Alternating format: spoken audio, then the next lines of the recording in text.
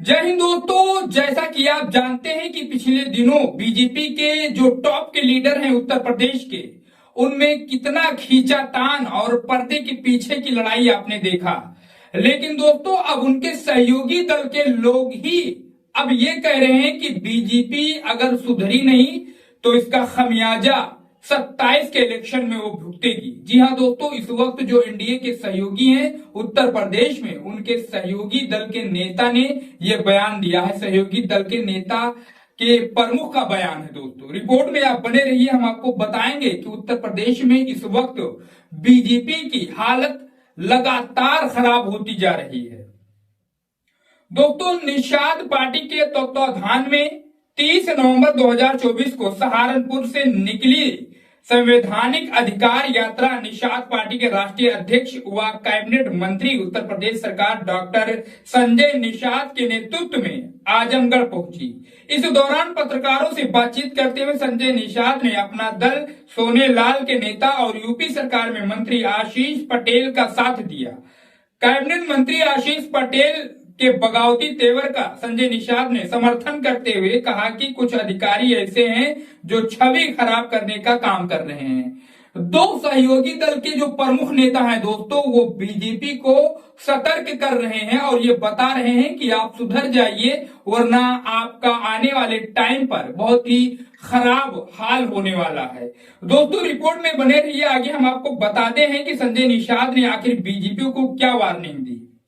दोस्तों, संजय निषाद ने कहा कि निषाद पार्टी जिसके साथ रहती है मजबूती के साथ खड़ी रहती है। जब समाजवादी पार्टी ने दरवाजा बंद कर दिया तब हम भारतीय जनता पार्टी के साथ आ गए, लेकिन भाजपा में सब कुछ सही नहीं चल रहा है। साफ शब्दों में उन्होंने मीडिया के सामने कहा कि भाजपा में सब कुछ सही नहीं चल रहा है। लोकसभा चुनाव के दौरान संत कबीर नगर सीट से प्रवीण निषाद को हराने में भारतीय जनता पार्टी के लोगों का हाथ रहा। दोस्तों, सीधा आरोप भारतीय जनता पार्टी के नेताओं पर जो है संजय निषाद ने लगाया। उन्होंने आगे कहा कि जिस तरीके से वहां पर हमारा प्रत्याशी फाइट कर रहा था, उससे ये लग रहा था कि हमारा प्रत्याशी चुनाव जीतेगा, लेकिन दोस्तों भारतीय जनता पार्टी के नेताओं ने हमारे साथ गद्दारी की और इसलिए वहां से हम चुनाव हार गए। उन पर अब तक कोई कार्रवाई नहीं हुई। मछुआ से उनके विधायक को तोड़कर भारतीय जनता पार्टी ने अपना प्रत्याशी बनाया। मछुआ समाज को सम्मान नहीं मिला।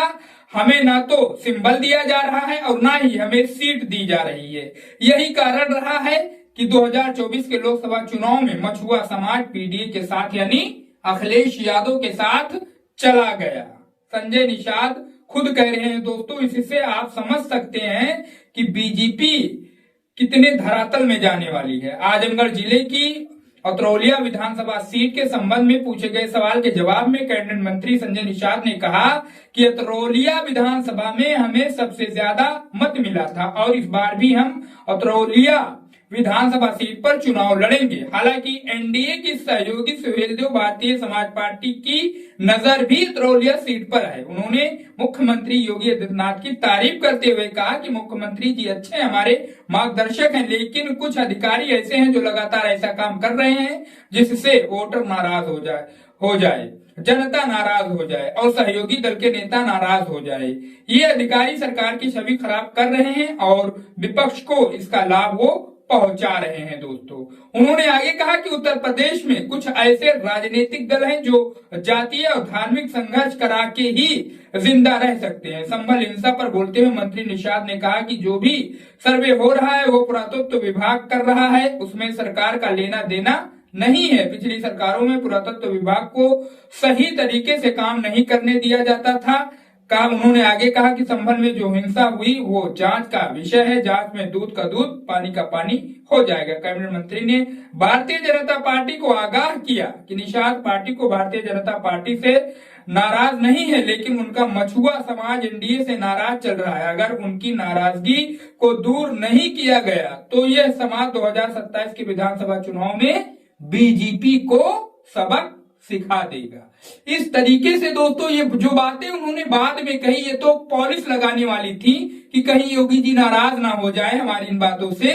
लेकिन दोस्तों जो अंदर खाने उठापटक चल रही है, उससे, इनकी बातों से आप अंदाजा लगाइए। ये एबीपी की आर्टिकल की बात मैं कर रहा हूं दोस्तों, इससे आप अंदाजा लगाइए कि हालत कितनी खराब है निषाद पार्टी की बीजेपी में। उसको वो सम्मान नहीं मिल रहा है जिसकी वो हकदार ही, और इस बात को बाकायदा उसके अध्यक्ष, निषाद पार्टी के अध्यक्ष संजय निषाद कह भी रहे हैं।